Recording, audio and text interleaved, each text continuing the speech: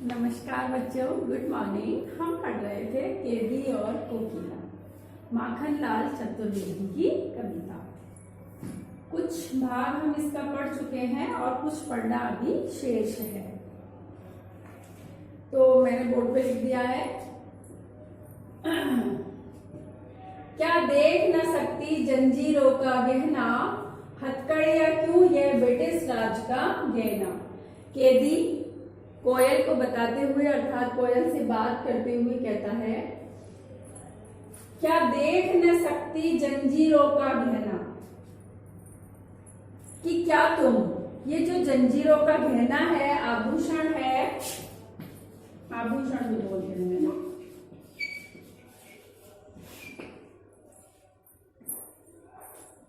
क्या देख न सकती जंजीरों का गहना, कि क्या तुम्हें दिखाई नहीं दे रहा है, क्या तुम देख नहीं सकती हो कि हमने जंजीरों के आभूषण पहने हुए हैं। हथकड़ियां क्यों, अरे केदी जेल में है तो हथकड़ियां डल रही है ना, तो वो केदी कह रहे हैं, कवि कह रहे हैं हथकड़ियां क्यों, अरे ये तो हथकड़ियां नहीं है, हथकड़ियां क्यों है, यह ब्रिटिश राज का गहना, बल्कि ये तो जो अंग्रेजी शासन है, अंग्रेजी राज है, अंग्रेजी सरकार है, उसके गहने हैं। ये हथकड़ियां नहीं है, ये तो क्या है, अंग्रेजी राज के गहने हैं। हमने तो हथकड़ियों को भी क्या मान रखा है, गहना मान रखा है। कोल्लू का चर्रकचू जीवन की तान, तान यानी संगीत। देखो, कोल्लू का बैल सुना होगा आपने, कई बार मुहावरों में आता है कोल्लू का बैल। कोल्लू क्या होता है, जैसे बैल होते हैं, बैल के ऊपर लकड़ी लगी रहती है उसके कंधों पर, और उनको वह खींचता रहता है, यानी हमेशा वो काम करता रहता है। जीवन की तान, अभी तो खैर आपने जैसे गन्ने की मशीन देखी है ना, गन्ने की मशीन में जब गन्ने को लगाया जाता है रस निकालने के लिए, तो उसमें से घर घर घर घर घर की आवाज आती है ना। उसी प्रकार से जो बैल होते थे, जो मतलब बैलों को जब जोता जाता था तो उनकी गाड़ी से जो चर्रक चू की आवाज आती थी, वह उसी आवाज को, वो चर्रक चू की जो आवाज थी, उसी को कवि ने अपने जीवन का संगीत बना लिया था, उसी को कवि ने अपने जीवन का संगीत बना लिया था। गिट्टी पर उंगलियों ने लिखे गान। गिट्टी होती है ना, पत्थर के छोटे छोटे टुकड़े होते हैं। तो ब्रिटिश शासन क्या करता था, जेल में काम करवाता था, तो वो कह रहे हैं गिट्टियों पर उंगलियों ने लिखे गान, कि हमने तो गिट्टियों से उंगलियों पर गीत लिख लिए हैं। वोट खींचता लगा पेट पर जुआ। जुआ होता है एक पट्टा सा होता है, बैल के कंधों पर लकड़ी रखी जाती है, फिर उस लकड़ी से उस पेट को, मतलब जैसे कहती थे उनके पेट को बांध दिया जाता है। तो वह क्या करता था, उसको खींचता हुआ जो ब्रिटिश शासन का यानी ब्रिटिश सरकार का जो कुआं था, उसमें से पानी निकालने आदि का काम करते हैं, है ना। तो वो कह रहा है, मैं तो पानी नहीं, मैं तो उनकी अकड़ निकालता था। दिन में करुणा क्यों जगे रुलाने वाली, वही के जेल में कैदी है तो वह दुखी तो हो गए, लेकिन वह दिन में क्यों रोए, क्यों किसी को पता चलने दे कि हम दुखी हैं, हम टूट चुके हैं, हम हार चुके हैं, इसलिए वह दिन में नहीं रोते थे। इसलिए रात में गजब डहा रही आली। आली का मतलब होता है सखी या सहेली,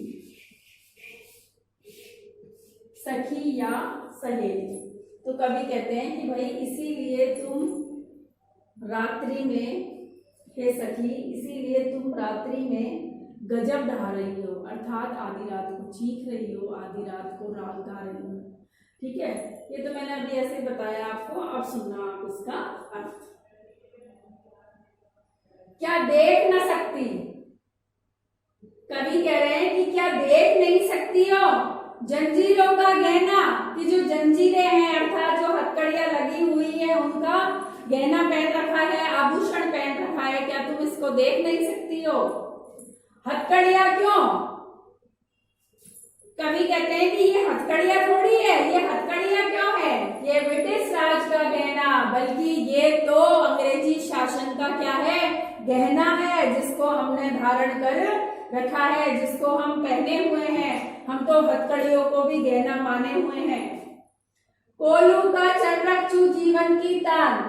जिस प्रकार कोल्हू का बैल यानी कोल्हू जब चलता है और उसमें से जो चर्रकचू की आवाज आती है, उसको ही हमने तो अपने जीवन का संगीत मान लिया है। गिट्टी पर उंगलियों ने लिखे गान। और जो गिट्टियां हैं, पत्थर की जो छोटी छोटी गिट्टियां हैं, उनको तोड़ तोड़ करके हमने अपनी उंगलियों पर गीत लिख लिए हैं। अर्थात हम गिट्टियों को तोड़ते तोड़ते हमारी उंगलियों पे जो निशान पड़ गए हैं, उनसे हमने क्या कर लिए हैं? गीत लिख लिए हैं।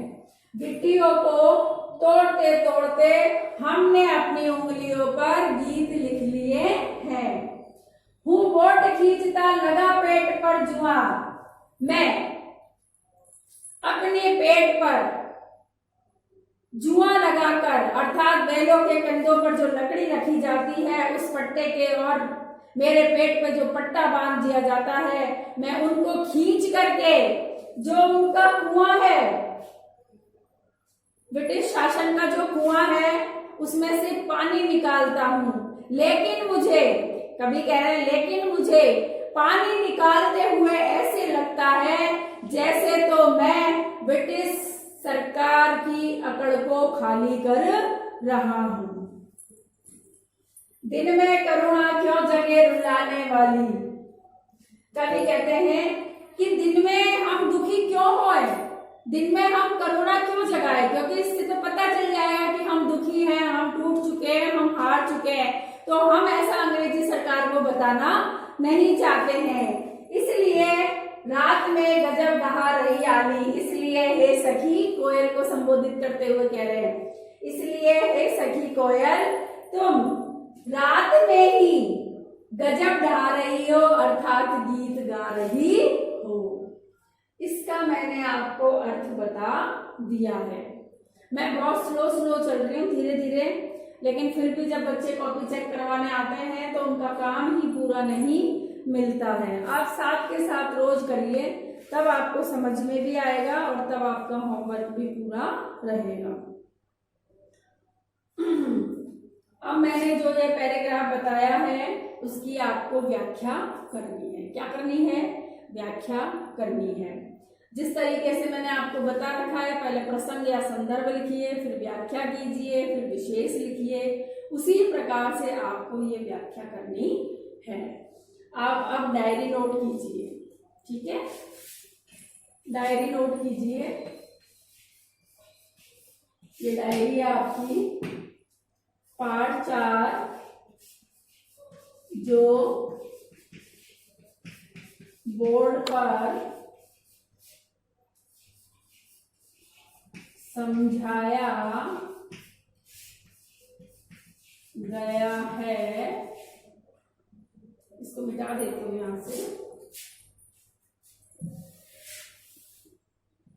पाठ 4 जो बोर्ड पर समझाया गया है, उसकी व्याख्या करें।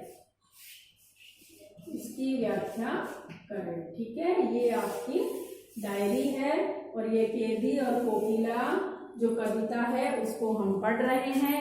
बिल्कुल धीरे धीरे पढ़ेंगे, हम कई दिनों तक पढ़ेंगे, लेकिन हम इसको धीरे धीरे पढ़ेंगे। अब मुझे आपके साथ की जरूरत है कि आप साथ के साथ वीडियो देखें और याद करें। यदि फिर भी कोई परेशानी आती है तो आप कमेंट बॉक्स में लिखना, नहीं लिख सकते हो तो फ़ोन करना, फिर भी समझ में नहीं आए तो आप स्कूल में आकर के पूछ लेना। आज की क्लास में बस इतना ही, अगली क्लास में हम फिर मिलेंगे।